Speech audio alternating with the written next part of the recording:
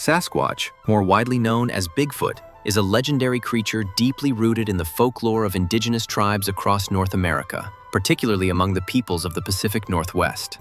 Descriptions of Sasquatch are fairly consistent: a massive humanoid, standing up to 3 meters tall, covered head to toe in thick fur. Despite its size, it moves almost silently, leaving behind only enormous footprints, hence the English name Bigfoot. Many legends describe Sasquatch as an elusive and cautious being, which could explain the lack of concrete evidence for its existence.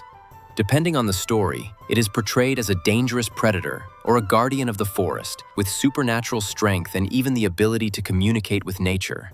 Some tales depict it as peaceful and in harmony with humans, while others show it as a mysterious recluse who shuns civilization.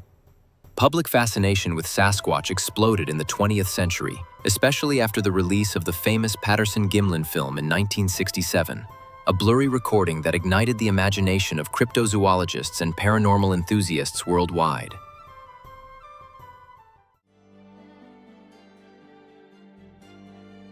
In American folklore, the Hodag is a reptilian beast with bull-like horns and a row of thick, curved spines down its back.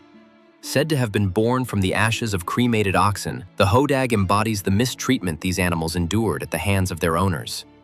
While some accounts suggest Native American roots, the main tale dates back to the 1890s, when local surveyor Eugene Shepard claimed to have killed the Hodag with dynamite. He even presented a photograph of its charred remains to the press. However, it was soon revealed to be an elaborate hoax. Shepard had built a monster puppet to attract curious visitors and researchers. Despite the fake evidence, the Hodag quickly became a local legend and symbol of Rhinelander, with its image appearing on business names, community groups, and even a statue in the town center.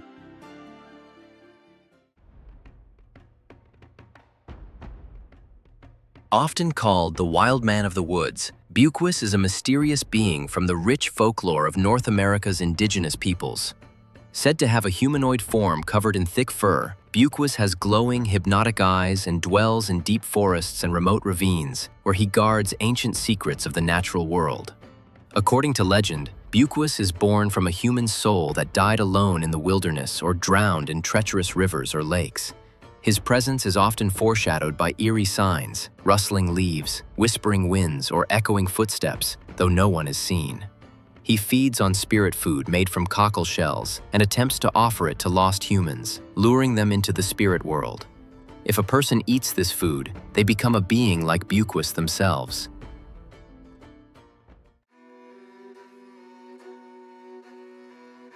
The Jersey Devil is a creature deeply entrenched in the folklore of the Pine Barrens, a vast forested region in New Jersey.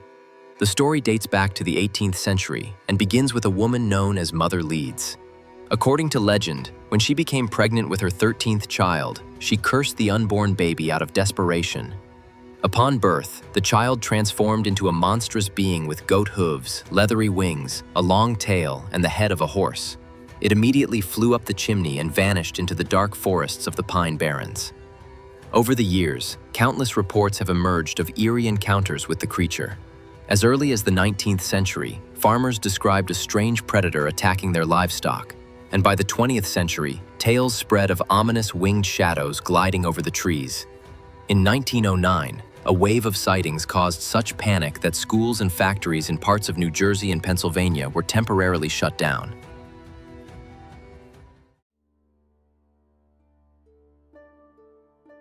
According to legend, Puckwajis are small humanoid creatures with gray or brown skin, large ears, and prominent noses. Native peoples of North America once believed that Puckwajis were friendly toward humans, but eventually turned against them.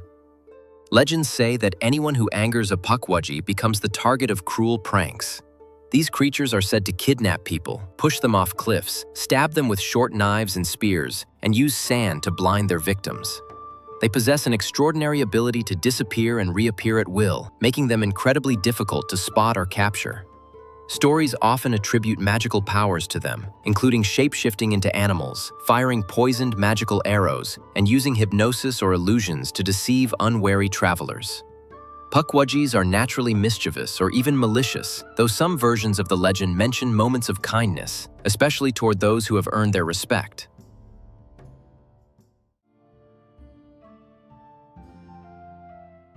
Nezunukqua is a mythical figure described as a giant, wild woman with black skin, exaggerated red lips, long disheveled hair, and glowing, piercing eyes. Her voice is said to be deep, resembling distant rumbling. One of her most distinctive traits is the basket she carries on her back, used for kidnapping children. In many stories, she ends up being outwitted by her own clumsiness, illustrating how indigenous myths often blur the line between horror and humor. Despite her fearsome reputation, some versions portray her as a symbol of wealth and abundance, capable of bestowing prosperity on those who manage to please her. Her image frequently appears in the art of the indigenous peoples of the Pacific Northwest, especially in ceremonial masks that highlight her signature red lips and wild, unsettling face.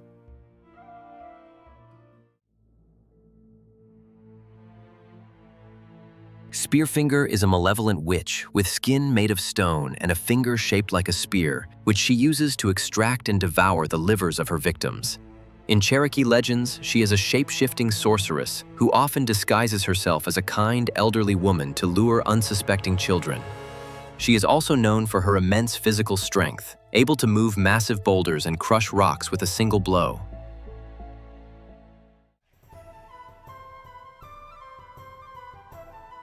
The Gumbaroo is a mysterious creature said to resemble a bear, but with a body covered in an incredibly tough, rubbery hide that could deflect bullets.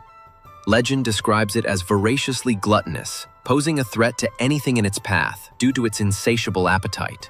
Despite its near invulnerability, it had one fatal weakness: fire. A single touch of flame would cause the Gumbaroo to explode spectacularly. Stories about this creature were often told with a wink, more like tall tales shared among lumberjacks than accounts of a genuine menace.